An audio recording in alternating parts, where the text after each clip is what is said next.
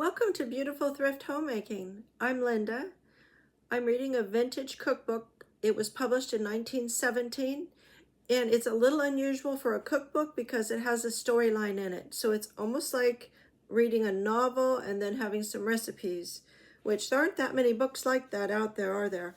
So this is pretty fun. It's about a newlywed couple, Bob and Bettina, and Bettina shares her recipes with us at the end of each chapter. Bob and Bettina, being newlyweds, got married in the traditional month, which is June. And so the storyline began in June. And we are now in the month of January in our storyline. We're going to read chapters 106 and 107 today. Chapter 106 is How Bettina Made Candy. I ran over this morning, said Alice to Bettina, to get your candy recipes. You know what? I forgot to say something. I want to tell you the name of the book. The name of the book is 1,000 Ways to Please a Husband. Sorry about that. I was a little distracted because I heard my daughter pulling in the driveway, and I think she's probably going to ask me something when she comes in, and I will have to start recording over again. So, well, we'll see how that goes. I ran over this morning, said Alice to Bettina, to get your candy recipes. That was such delicious Christmas candy that you gave Harry. Wasn't it a great deal of work to make so much at a time? Perhaps I can't manage it, but I'd like to make a box of it for Harry's brother. It will be his birthday in a few days. It is very easy to make candy for Christmas boxes, said Bettina. That is, it is no harder to make a large quantity than to fill one box. Bob helped me one evening, and we made 4 kinds at once. I had already stuffed some dates and made some candied orange peel. So you see, when the candy was made, it was fun to fill the boxes with a variety of things. I always save boxes throughout the year for Christmas candy, and then I fill them up. Then I fill them all at once.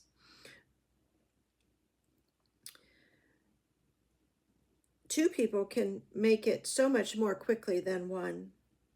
Next year, said Alice, I think I shall make Christmas candy, a quantity of it, so that I can put a box of it in every family box that I send. Meanwhile, I'll practice and experiment, and perhaps I can improve on the good old recipes or think of clever ways of arranging and wrapping. Now will you let me write down some of your best recipes?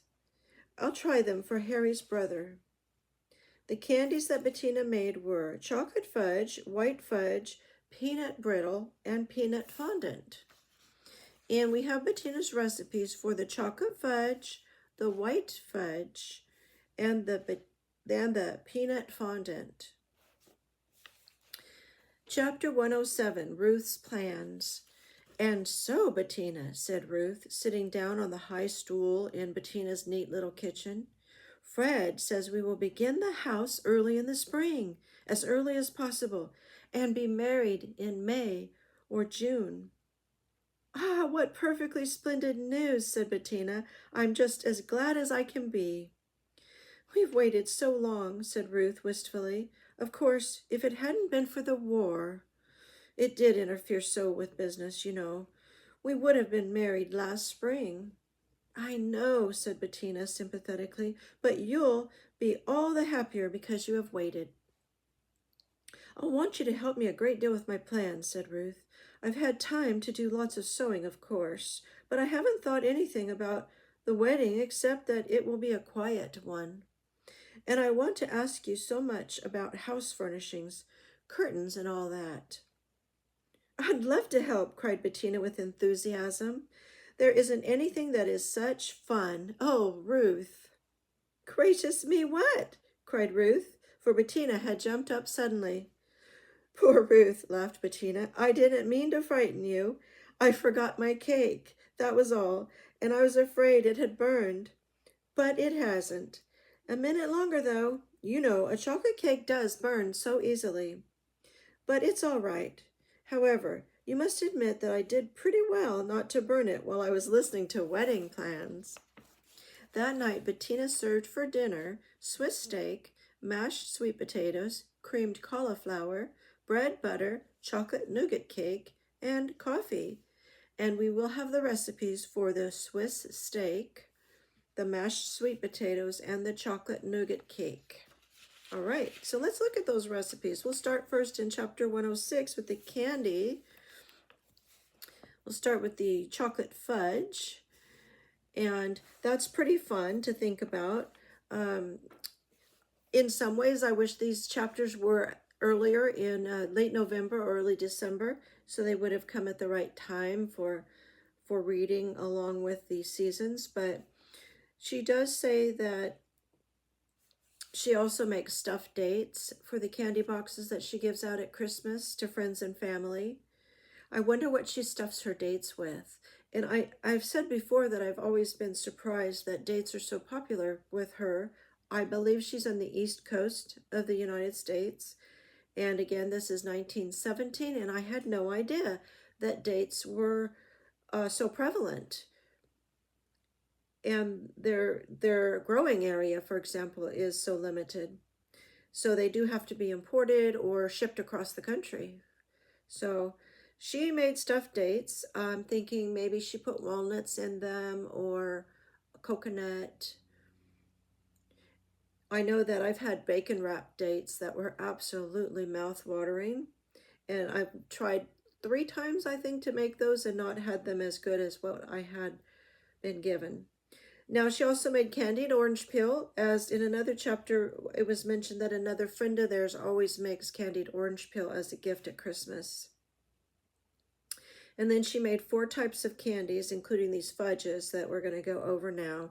So the chocolate fudge is for 1 pound, and it consists of 2 cups of sugar, 1 cup of sea sugar, which is light brown sugar, 1/4 teaspoon of cream of tartar, and that's a white powder that you find in the spice section, 2 squares or 2 ounces of chocolate, 1 cup of milk, and 1 tablespoon butter.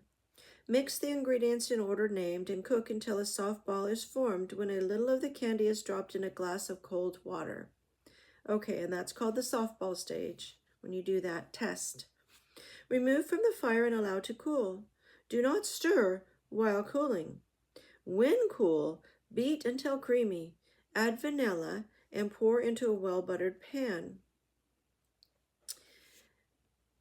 Now, I noticed that vanilla is not in the list of ingredients because we put everything in the order named into a pan and cooked it.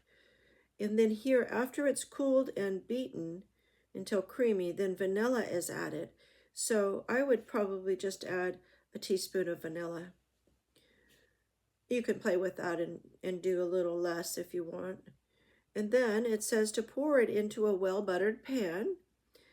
Make white fudge and pour on top. When cool, cut into squares. Oh, this is neat. So it's a layered fudge. How attractive would that be, and special for the Christmas season? For 1 pound of white fudge, you're going to use 3 cups of sugar, 1/2 cup of milk, 1/3 teaspoon cream of tartar, 1 tablespoon butter, 1 teaspoon vanilla. Mix and cook the same as the chocolate fudge. All right, so you're going to put together the sugar, the milk, the cream of tartar, and the butter. You're going to cook it until the softball stage is formed. Then you're going to remove it and let it cool without stirring. Then when it's cool, you're going to beat it until creamy and add that 1 teaspoon of vanilla. And then you're going to pour it on top of the chocolate fudge. And then when cool, cut into squares. All right, now there's another recipe here for another candy. It's called a fondant. It's Bettina's peanut fondant, and this makes 1.5 pounds. 2 cups of sea sugar, which is light brown sugar, 1/2 cup of milk, 1/4 teaspoon cream of tartar, 1 tablespoon of butter, 2/3 cup roasted shelled peanuts, and 1/4 teaspoon of vanilla. Cook the sea sugar, milk, cream of tartar, and butter until a soft ball is formed in cold water. Remove from the fire and allow it to cool. Beat until thick and creamy and add the nuts and vanilla. Shape into a loaf 2 inches thick and 2 inches wide. When cool and hard enough to cut, slice into 1/4 inch slices.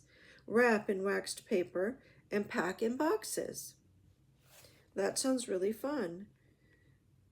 So that one is then a little chunky.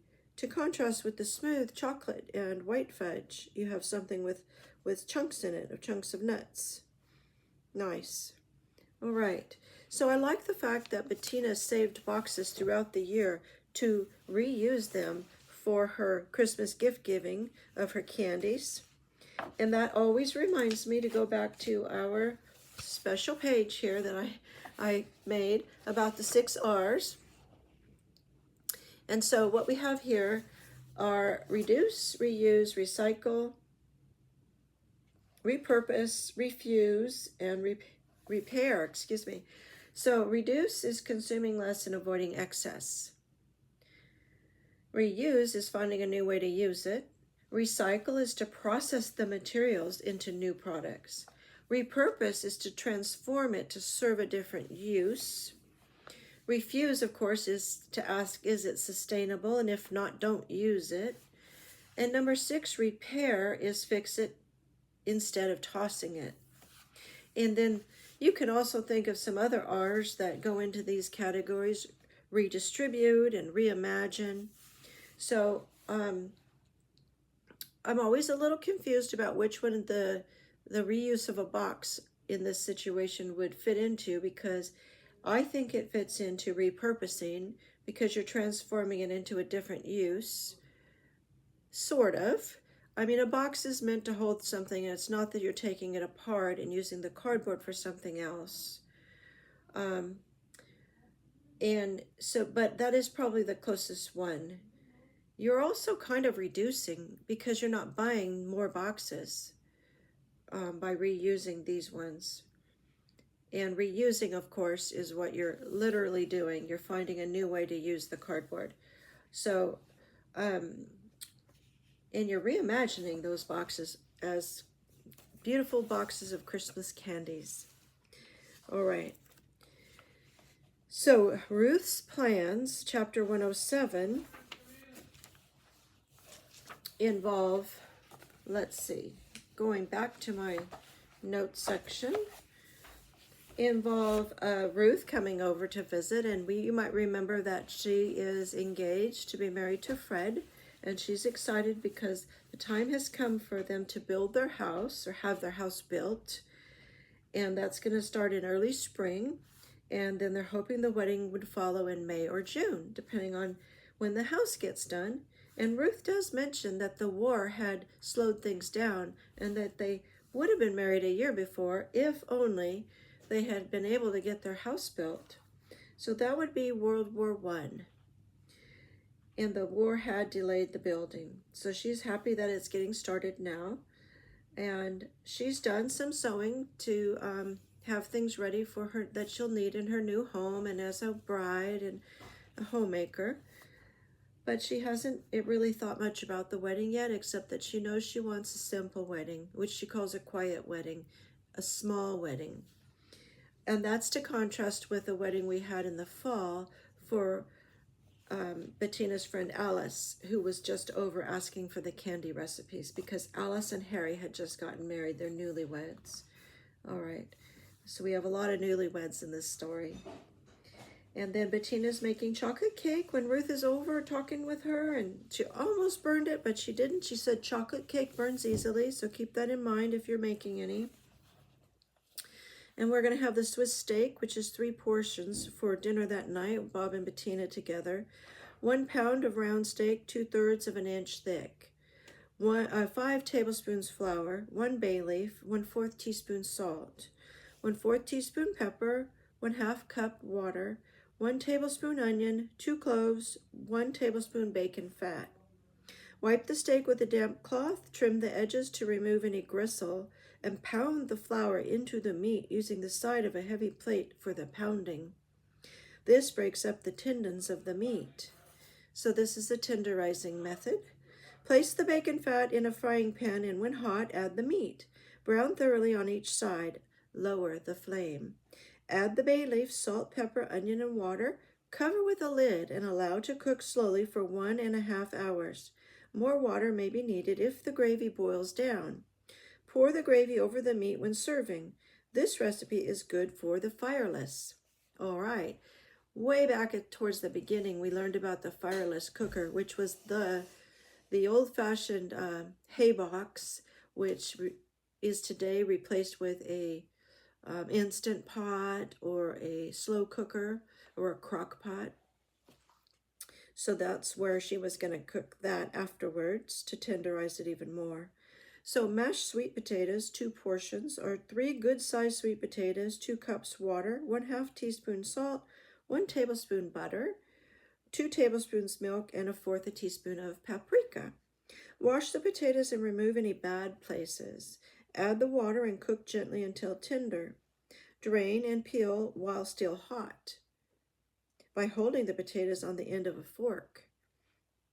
Mash with a spoon or a potato masher, adding the salt, butter, milk, and paprika.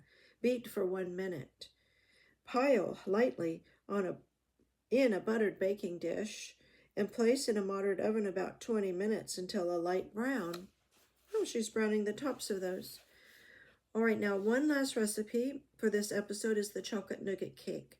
4 tablespoons of butter, 2/3 cup sugar, 2 squares of chocolate, 2 tablespoons of sugar, 2 tablespoons of water, 1 egg, 1/2 cup of milk, 1 1/3 cups flour, 2 teaspoons baking powder, 1/2 teaspoon soda, which she probably means baking soda, and 1/2 teaspoon of vanilla.